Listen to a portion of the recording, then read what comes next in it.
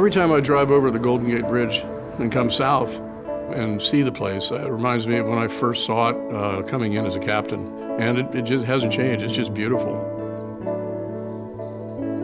When you're driving through the historic forest and the sun's beginning to set, and you just start seeing the little beams of light trickling through the different trees, you forget that you're in the middle of this busy city, and here you are in the middle of what seems like nowhere.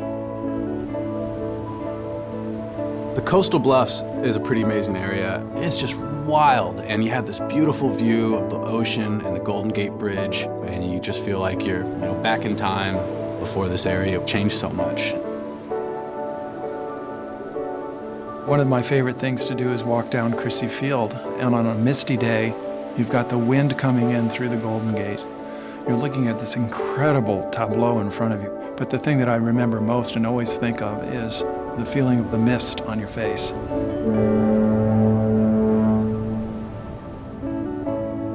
The foghorn has this way of jolting you out of whatever mindless thing you were doing and reminding you where you are. I'm here, and it's now, and I'm super lucky.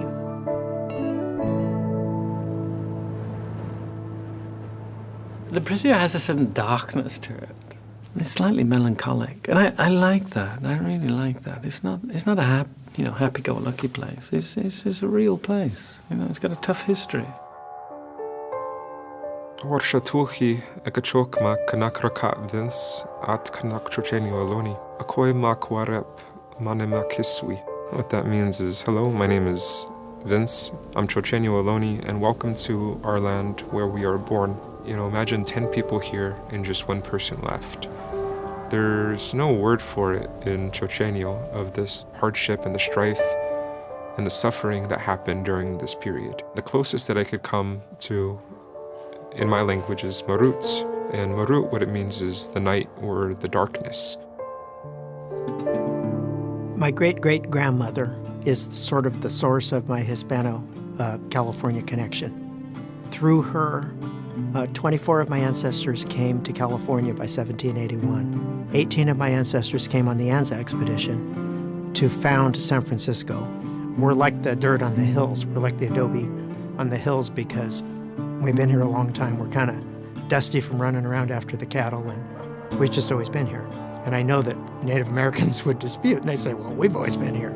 Well, we came more recently, but it's the same sense that we've been here all along and witnessed all the changes. To me, this is like a stage set where the cast left some time ago. It looks the same, but it's not really the same. These great views happen to be fields of fire for artillery. People would come here and say, gosh, you have great views. Well, there's a reason for that, and there's a reason it was placed at the south end of this channel, was to command the entrance to the bay. The cemetery is particularly moving because there's 33,000 men and women serving and families that are buried there. There was a lot of camaraderie, but there was also a lot of respect. My soldiers, as I called them, to this day I call them my soldiers. I would never let anything happen to any one of my soldiers. We had a lot of good times. We had balls here every month. We had Friday nights, happy hours, and they were very happy because the drinks were only 50 cents. And the parades and Army Birthday and Veterans Day and Memorial Day and all that, it was just glorious.